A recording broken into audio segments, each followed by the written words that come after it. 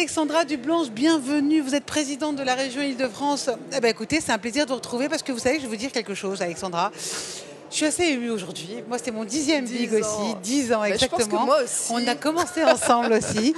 Vous êtes toujours à la région Île-de-France. C'est vrai que c'est assez intéressant parce que vous avez véritablement travaillé avec toutes les filières de BPI France, sur les accélérateurs, avec les entrepreneurs. Vous avez toujours été depuis le début aux côtés des entrepreneurs. Bon anniversaire. Bah, vous aussi. Merci Bravo, beaucoup. BPI. J'imagine que pour vous aussi, le bilan est positif en Île-de-France après des Jeux Olympiques. On a reçu Olivier Ginon il y a quelques instants qui nous expliquait que c'était un défi à la fois magique et humain. Et vous l'avez vécu. Il y a eu beaucoup de bashing juste avant. Mais l'année dernière, ici même, vous l'aviez dit que ça se passerait bien. Et oui, contre toute attente, en tout cas contre tout ce que disaient Pas tout certaines attendre, vous étiez là, exact. Mais nous, on y a toujours cru. Et en tout cas, on a tous travaillé collectivement pour que ça se passe bien. Et c'est un magnifique exemple de travail en commun, comme ici, nous, région, BPI, État, on travaille main dans la main pour nos entrepreneurs. Et les JO, ça a été magnifique. Et aussi, je tiens à le dire, on parle beaucoup de l'héritage matériel sur les équipements sportifs, bien sûr pour les Franciliens, sur le logement, sur les transports. On est en train de doubler le métro parisien, mais il y a un héritage économique.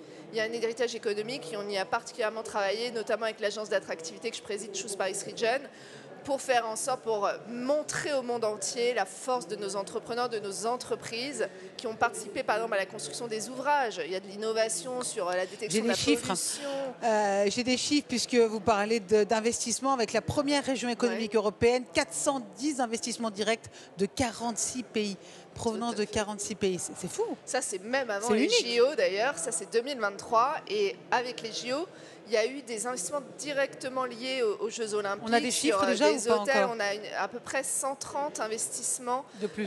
Depuis qu'on a eu l'attribution des Jeux Olympiques avec 4000 emplois créés.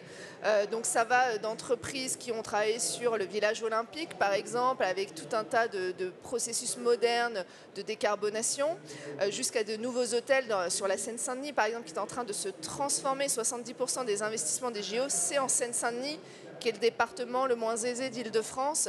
Et donc ça aussi, c'est des quartiers qui vont se transformer avec un rayonnement à l'international encore plus important. Donc on est absolument ravis. Et donc on travaille pour que la flamme ne s'éteigne pas. Justement, cette flamme, ça s'appelle comment? Elle s'appelle Impact 2028, rapidement.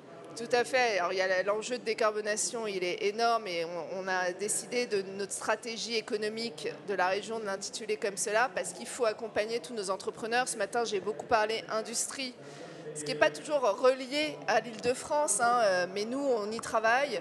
Comment cranter ces startups, qu'elles ne partent pas produire ailleurs. On adore nos petits voisins, nos régions voisines, évidemment, mais on aimerait bien cranter de l'industrie aussi en Île-de-France et aider ces startups industrielles à se développer. Il y a des choses magnifiques qui se créent dans tout un tas de domaines, de la santé à l'agriculture, enfin voilà, dans l'IA bien évidemment.